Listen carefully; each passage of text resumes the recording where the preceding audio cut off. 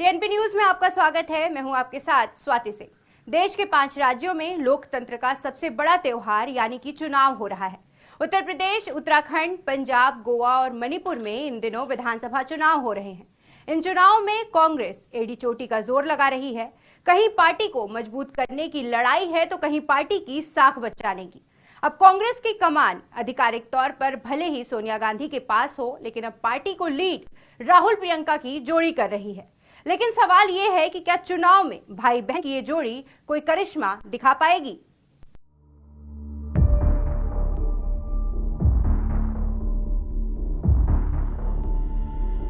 देश के 5 राज्यों में विधानसभा चुनाव हो रहे हैं। सभी राजनेता अपनी पार्टी को जीत के मुकाम तक पहुंचाने की कोशिश में लग गए हैं। कभी देश की सबसे बड़ी राजनीतिक पार्टी रही कांग्रेस अब जमीन पर खुद को मजबूत करने में जुट गई है और इस बार की जिम्मेदारी ली है खुद कांग्रेस के अध्यक्ष रहे राहुल गांधी और पार्टी महासचिव प्रियंका गांधी ने।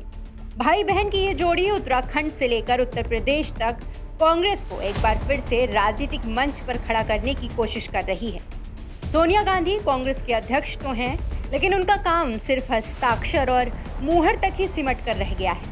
इसी का नतीजा है कि कांग्रेस के लिए 5 राज्यों में चुनाव के प्रचार प्रसार और रणनीतियां भी राहुल और प्रियंका ही बना रहे हैं। सोनिया या उनकी टीम कहीं नजर नहीं आती। सोनिया खुद भी रणनीतियां तैयार नहीं करती। अब वो युवाओं को साधने के लिए युवा को ही आगे कर रही है। वैसे इसके परिणाम कांग्रेस पार्टी के लिए बड़े सकारात्मक साबित तो नहीं हुए, क्योंकि सोनिया के बैकफुट पर जाने से राहुल प्रियंका की इस कांग्रेस में कैप्टन अमरिंदर सिंह, आरपीएन सिंह के बाद अश्विनी कुमार जैसे लोग दूर चले गए। सोनिया गांधी से करीबी रिश्ते रखने वाले नेता पार्टी से अलग हो गए। दूसरी ओर मनीष तिवारी, सुनील जाखड़, गुलाम नबी आजाद, आनंद शर्मा और राज बब्बर जैसे कुछ अन्य दिग्गज नेता मन महसूस कर पार्टी में तो हैं, लेकिन आए दिन उनके दिल का दर्द झलक जाता है। राज बब्बर, आनंद शर्मा और गुलाम नबी तो पार्टी के प्रचार तक से दूरी बनाए हुए हैं। कुछ नेता पार्टी में रहकर ही इस बदलाव का विरोध कर रहे हैं, तो कोई पार्टी का साथ छोड़ चुके हैं। इन सब के बीच राहुल गांधी और प्रियंका गांधी पार्टी को एक नई दिशा में ले जाने के लिए लगे हुए हैं। जैसे उत्तर प्रदेश में प्रियंका कांग्रेस को मजबूत करने के लिए खुद सामने आई, तो वहीं राहुल गांधी उत्तराखंड और पंजाब में जनता को साधने की कोशिश कर रहे हैं। इन 5 राज्यों के चुनाव में राहुल प्रियंका का ध्यान पंजाब पर सबसे ज्यादा है। वो इसलिए क्योंकि कांग्रेस सिर्फ पंजाब में ही सबसे मजबूत है।